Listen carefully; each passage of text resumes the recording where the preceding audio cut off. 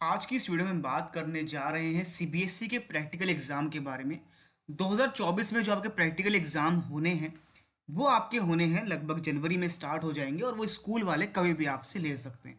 अब क्या होता है कि आपकी क्लास के अकॉर्डिंगली आपके रोल नंबर्स के हिसाब से आपको डेज मिलते हैं कि इस दिन हम इतने रोल नंबर से लेके इतने रोल नंबर तक का प्रैक्टिकल लेंगे। अब प्रैक्टिकल एग्जाम एक ऐसी चीज़ है जिसमें आप बहुत आसानी से पूरे नंबर ला सकते हो। थ्योरी में तो बहुत दिक्कत होती है, थ्योरी में कैसे पूरे नंबर लाएं, लेकिन प्रैक्टिकल्स में तो आप बहुत आसानी से अच्छे मार्क्स लाकर अपनी परसेंटेज को काफ़ी अच्छा बना सकते हो। और उसके लिए क्या करना है, उसके लिए बहुत आसान तरीके हैं। सबसे पहले आपको पता होना चाहिए कि आपके जो प्रैक्टिकल एग्ज़ाम हैं वो बहुत अच्छी खासी परसेंटेज में वेटेज रखते हैं। चाहे वो अब आपके, क्योंकि पहले क्या था, पहले सभी सब्जेक्ट में प्रैक्टिकल नहीं थे। सिर्फ फिजिक्स केमिस्ट्री मैथ्स, या फिर सॉरी मैथ्स में भी नहीं था, फिजिक्स केमिस्ट्री बायोलॉजी में ही प्रैक्टिकल हुआ करते थे।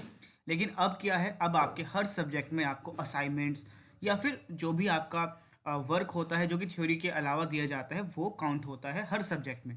चाहे वो इंग्लिश हो, चाहे वो हिंदी हो। इंग्लिश हिंदी मैथ्स में भी आपको 20 मार्क्स का प्रैक्टिकल का असाइनमेंट टाइप वो चीज़ें होती हैं। और प्रैक्टिकल जो आपका मेन होता है वो आपका साइंस सब्जेक्ट में फिजिक्स केमिस्ट्री बायो में लिया जाता है, जो कि 30 मार्क्स का होता है। इसको हमें कैसे अच्छा करना है, इसको अच्छा करने के लिए बहुत आसान तरीका है, ज़्यादा कुछ करने की ज़रूरत नहीं है।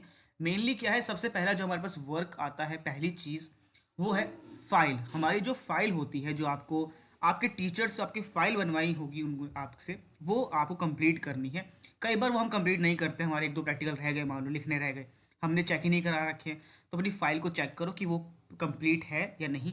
साथ उसमें सारे ग्राफ्स, सारे डायग्राम जो आपने बनाने हैं वो अच्छे से बनाओ, कोई भी छोड़ना मत। चेक कराने से पहले सब कुछ चेक होना चाहिए आपके थ्रू कि सब कुछ सही है, तभी जाके टीचर के पास अपनी फाइल लेकर जाएं, ताकि वो कोई रिमार्क ना दे दे। कोई रिमार्क मिल के एक्स्ट्रा, तो जब आपके एक्सटर्नल आते हैं, जब आपके बाहर से टीचर चेक करने आते हैं, तो वो उस चीज़ को देखकर आपको नेगेटिव चीज़ उसमें पड़ जाता है, नेगेटिव इंप्रेशन चला जाता है। तो ऐसा ना हो, पहले से अपनी फाइल रखनी है, प्रैक्टिकल बिल्कुल कंप्लीट होना चाहिए। जो भी आपने उसमें न्यूमेरिकल वैल्यूज़ दी हैं, जो रीडिंग्स लिखी हैं फिजिक्स के अंदर खास करके, वो बिल्कुल सही होनी चाहिए। अगर आपने खुद से प्रैक्टिकल नहीं करा है, अपने दोस्त से आप फाइल ले ली, अपने दोस्त से फाइल ले ली, उसमें से आपने लिख रखी रीडिंग्स, तो रीडिंग सही होनी चाहिए, इसका ध्यान रखना। ठीक है, कई बार ऐसा होता है। ग्राफ्स वगैरह बिल्कुल ठीक से बनाओ, स्केल से बनाओ, ठीक है, हर एक चीज़ को ध्यान से।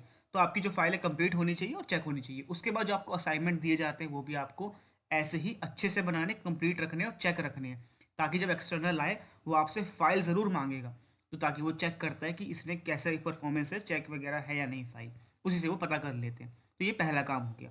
दूसरा काम, परफॉर्मिंग द प्रैक्टिकल। जो आपका प्रैक्टिकल एग्जाम है उसको परफॉर्म करना आना चाहिए। अब हमको ज़्यादातर बच्चों को परफॉर्म करना वो नहीं आता है, क्योंकि क्या होता है कि ज़्यादातर स्कूल में अच्छे से प्रैक्टिकल्स नहीं कराए जाते हैं, वहाँ पे बस खाना पूर्ति हो जाती है, फटाफट फटाफट प्रैक्टिकल कंप्लीट करा दिया, हो गया काम। तो ऐसा ना हो, तो इसके लिए हमें परफॉर्म करना पड़ेगा। मान लो हमको टीचर ने वहाँ कह दिया एक्शन कि बताओ ये कैसे आपने किया, या इसमें क्या क्या यूजेस हुए, तो वो सब आना चाहिए। उसके लिए क्या करना है, उसके लिए अब आपको देखो, स्कूल में तो आप नहीं कर सकते प्रैक्टिकल, क्योंकि वहाँ वो टीचर दोबारा तो समझाएंगे नहीं, ना उसके बाद टाइम होता है, ना वो इंटरेस्टेड होते हैं कि हर एक अलग बच्चे को समझा सकें। तो आपको क्या करना होता है, आपको यूट्यूब पे जाओ, अपने प्रैक्टिकल को सर्च करो। यूट्यूब पे मोस्टली सारे प्रैक्टिकल्स अवेलेबल हैं, कुछ को छोड़कर लगभग अवेलेबल हैं। तो आप वहाँ पे सर्च करके पूरे प्रैक्टिकल को पढ़ सकते हो। उसमें थ्योरी, आपके जो भी एपरेटस है, हमें क्या क्या चाहिए होगा, इंट्रोडक्शन वगैरह, प्रोसीजर होता है, वो सब चीज़ें वो समझाते हैं और करके भी आपको लाइव दिखाते हैं।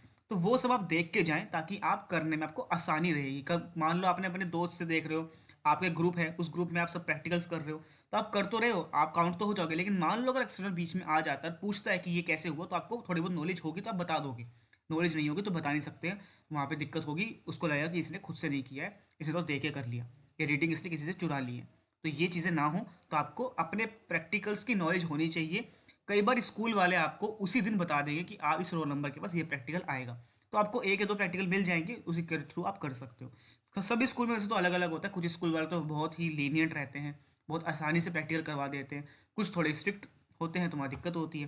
ठीक है, तीसरा आपका आता है वाइवा। अब वाइवा जो है, वाइवा बहुत इंपॉर्टेंट पार्ट प्ले करता है, क्योंकि आपको देखो, जो फाइल होती है, जो प्रैक्टिकल होते हैं, वो सब मार्क्स तो स्कूल वाले ही लगभग देते हैं।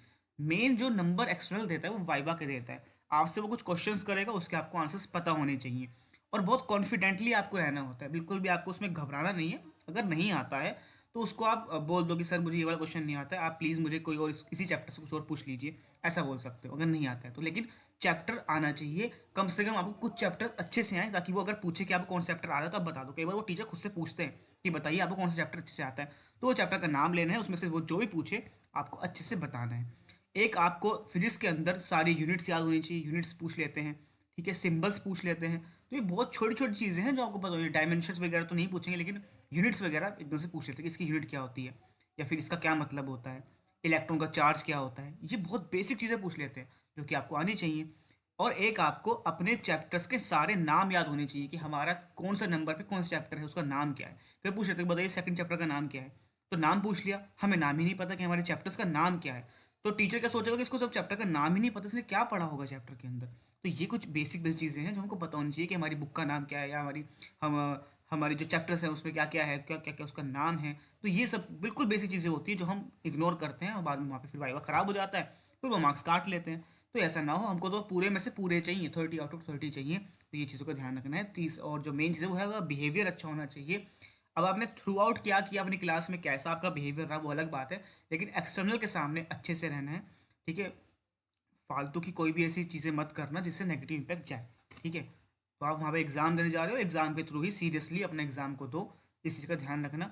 कोई भी ऐसी चीज़ ना करें जिससे गलत इंप्रेशन जाए और आपके मार्क्स कट जाए, ठीक है। तो इस तरह आप पूरे नंबर ला सकते हो बहुत आसानी से, इसका ध्यान रखना। आई होप ये चीज़ आपको समझ आ गई। कोई डाउट हो कमेंट कीजिएगा, कोई भी नई अपडेट आएगी उस बारे में आगे बात करेंगे, और आने वाली वीडियोज़ में भी आपको और भी ज़्यादा सजेशन मिलते रहेंगे। आप ज़रूर से सब्सक्राइब करें। लिंक में आपको टेलीग्राम का लिंक दिया हुआ है, और डिस्क्रिप्शन में टेलीग्राम का लिंक दिया हुआ है, टेलीग्राम को जरूर ज्वाइन करना। और कोई डाउट तो कॉल भी कर सकते हैं, कॉलिंग फॉर ऐप का लिंक भी आपको डिस्क्रिप्शन मिल जाए। कॉलिंग फॉर ऐप को डाउनलोड कीजिए, कॉलिंग फॉर ऐप को प्ले स्टोर में मिलेगा, वहाँ से आप आईडी सर्च करेंगे wipyourclasses@cm4, तो आपको चैनल मिल जाएगा, वहाँ से आप कॉल करके भी अपना डाउट पूछ पाएंगे। Thank you so much.